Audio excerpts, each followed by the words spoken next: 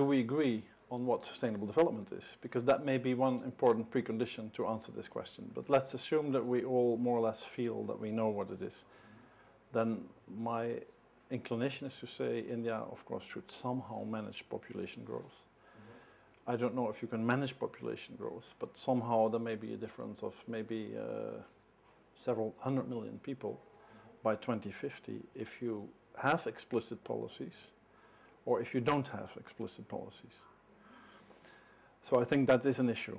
The other one, I think, is that India, of course, faces, with all other emerging economies, a situation in which you are going to take off in a direction which the West has exercised over the last couple of 100 years.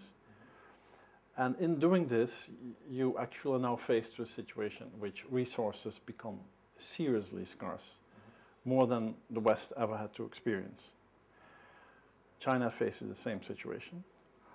And I think it's a really great challenge for all of us, actually, to somehow deal with these finite resources from the source side, where you see already the problems with oil depletion, and from the sink side, where we see, for instance, climate change problem, but also many other problems related to us, people, over-exploiting the natural environment.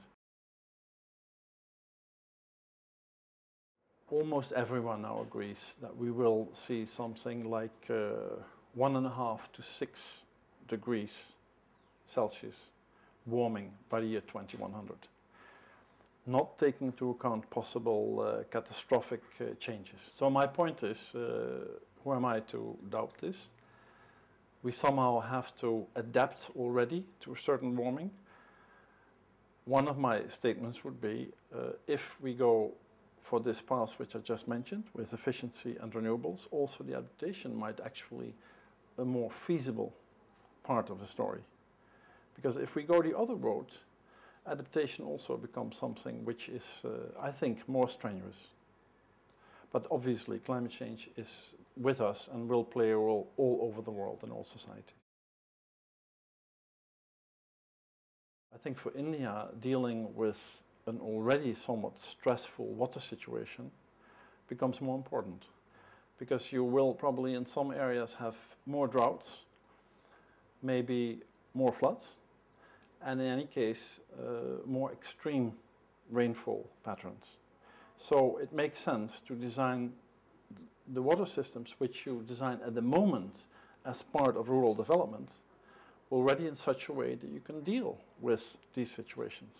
So it's also, I guess, the demand to improve environmental management as it is right now.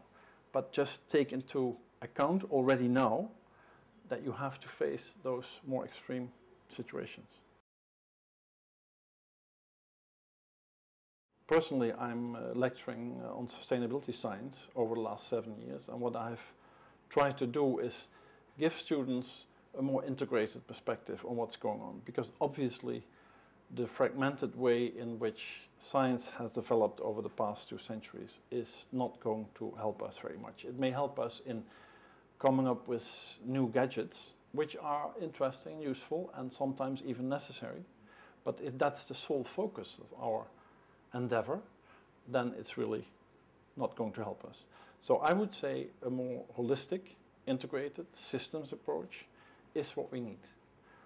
Given the fact that so few universities do this, I think the initiative of IIHS is an excellent one, because you, as far as I understand, put this at the core of your curriculum.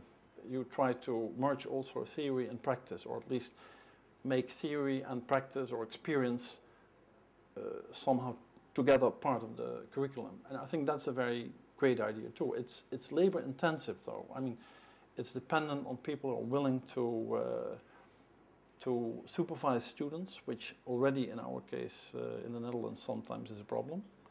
And it is demanding in terms of the qualities of the staff. So those are probably the most serious problems. But as an idea, I think it's very good.